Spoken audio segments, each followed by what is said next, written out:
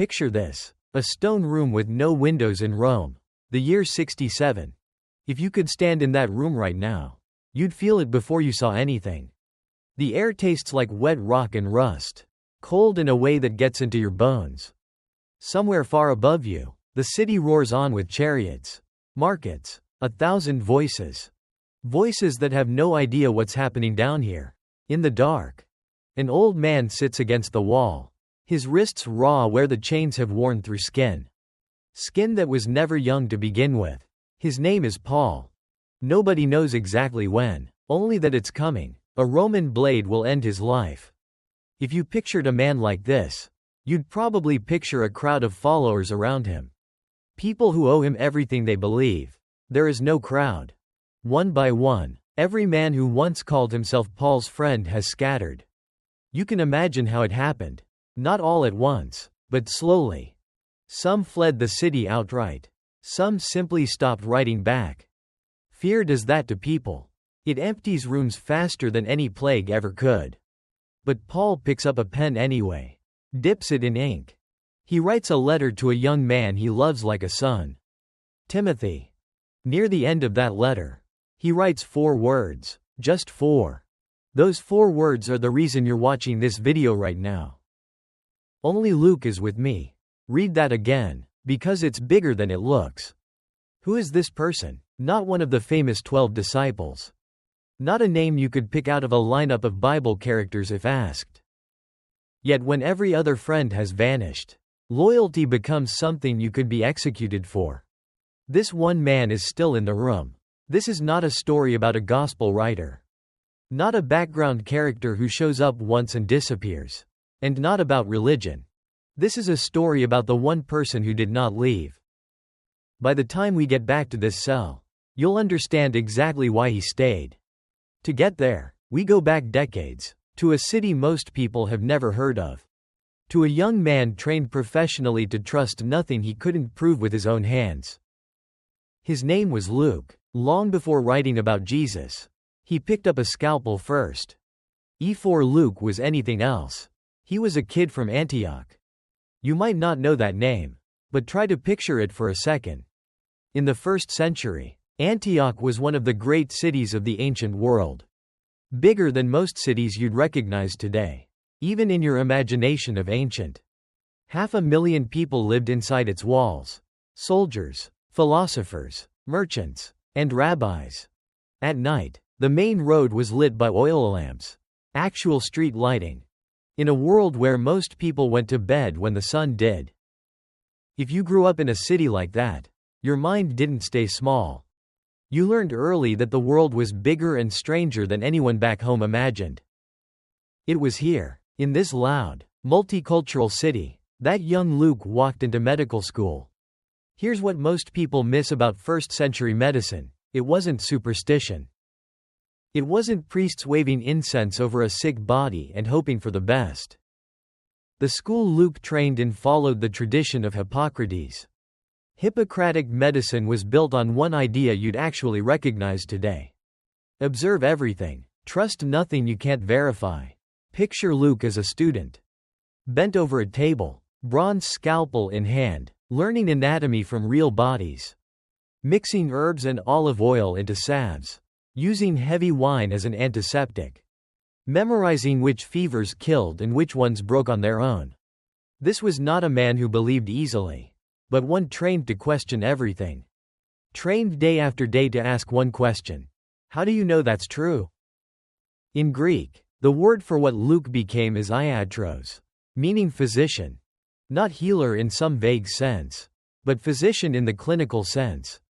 A man whose entire identity was built on precision, and that precision never left him. Look at the opening of his gospel. Luke writes that he investigated everything akribos.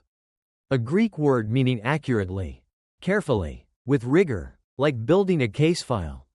He even addresses it to a specific person, Theophilus, like handing over a report.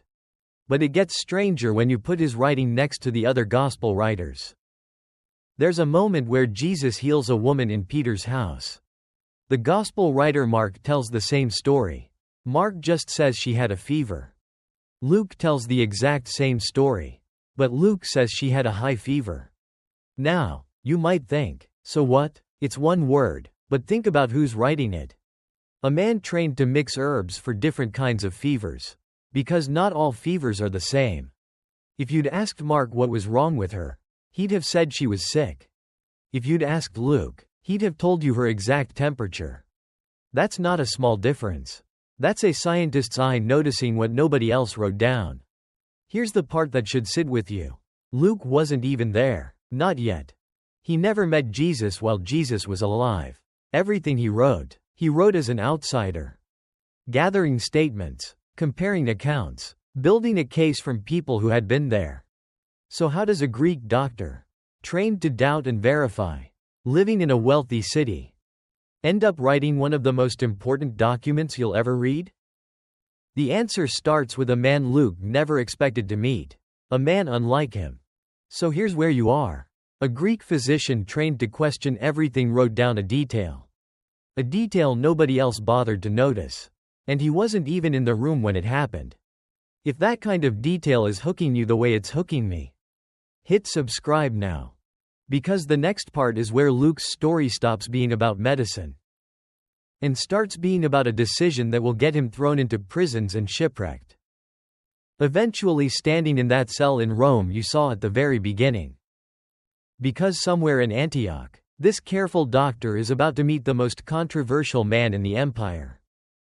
Back in Antioch, something was happening that had never happened before. A new movement was spreading. People who followed a crucified rabbi from Nazareth. Alive again. At first, nobody quite knew what to call them. Not Jewish, not pagan, something new. It was here, in Antioch, that the world gave this movement the name you still use today. People started calling them Christians. You can imagine how that landed in a city like Antioch. 500,000 people, a dozen religions, and suddenly there's a new one. Growing fast. And somewhere in the middle of that growth was a man named Paul. If Luke was precision, Paul was fire, trained under one of the most respected Jewish teachers. A man named Gamaliel. He knew the Hebrew scriptures the way Luke knew anatomy. Completely, instinctively, down to the smallest detail. A Greek scientist and a Jewish scholar. On paper, these two men should have had nothing to say to each other. If you'd lined them up side by side, you'd never have guessed they'd end up together. And this is where it gets remarkable. Somehow, these two men became inseparable. Not just colleagues, not just two names in the same letters. Inseparable. Here's the part nobody tells you. You can watch the moment Luke steps into the story.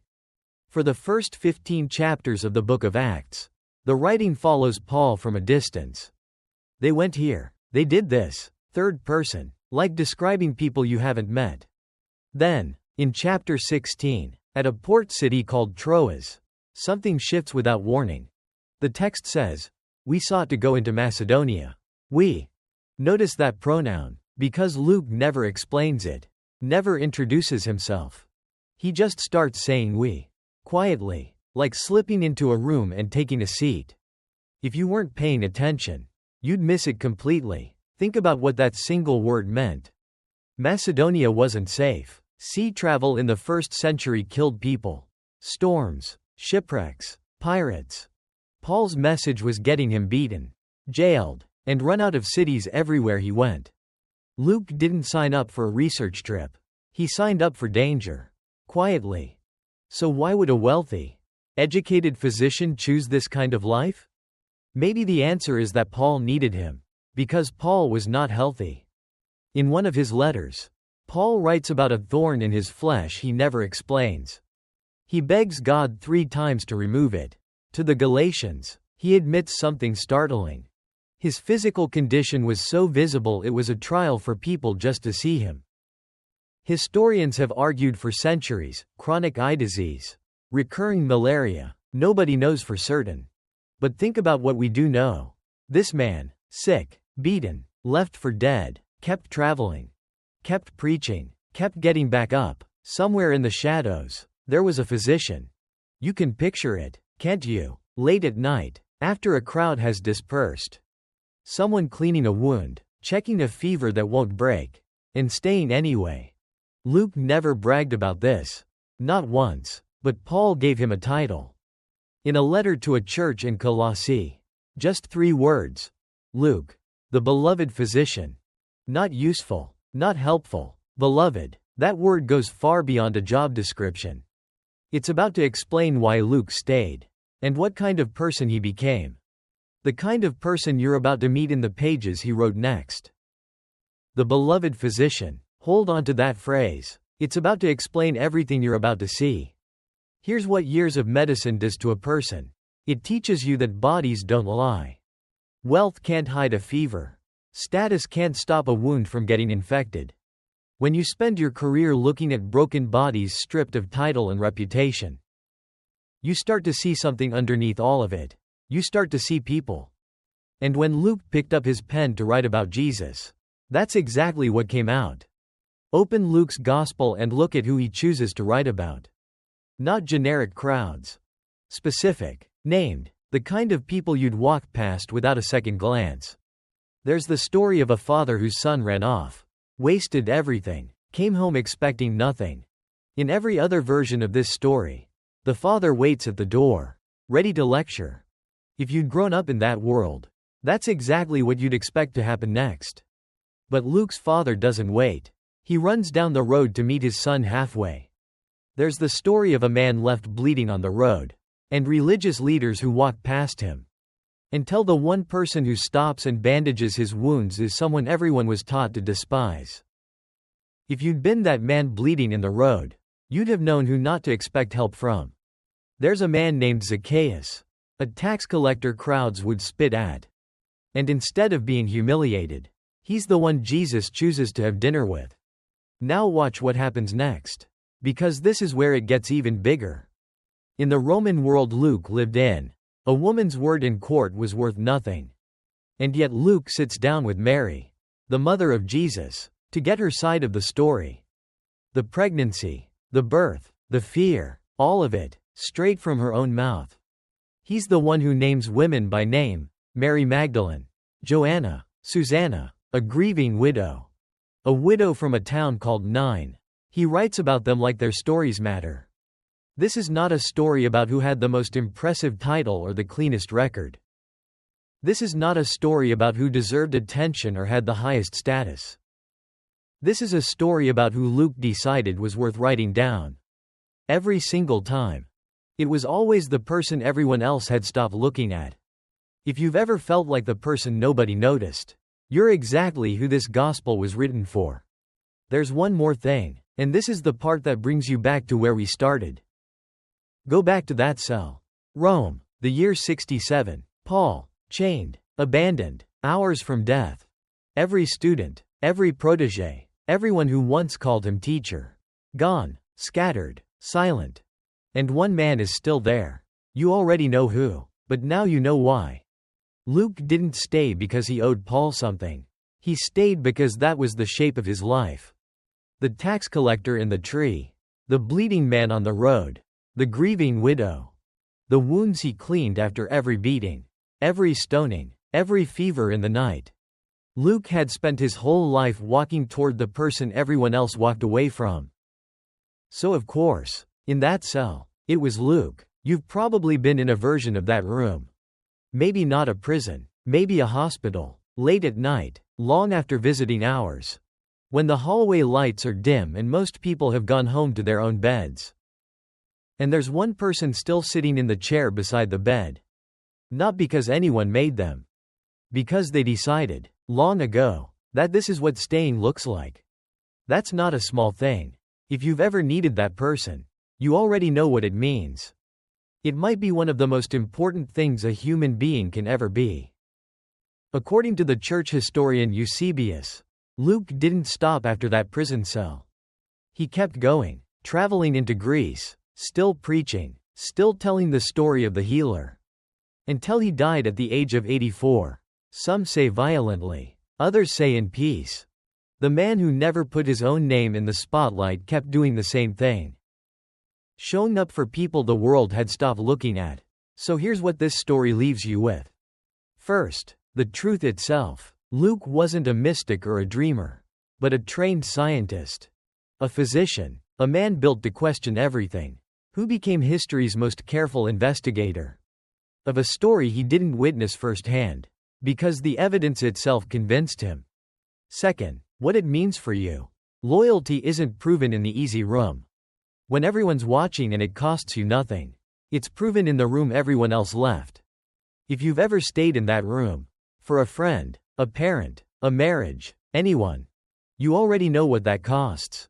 And you already know it was worth it. And third, the one I want you to sit with. The same God who never left Luke's side, even in a prison cell with no audience and no reward, has not left yours either. Even on the days it feels like everyone else has. So tell me, which part of Luke's story hit you hardest? The doctor who never met Jesus but believed anyway? The single word "we"? Or that prison cell, with one man left in the room? Luke never wrote his own name into the story, but he's the reason you know it at all.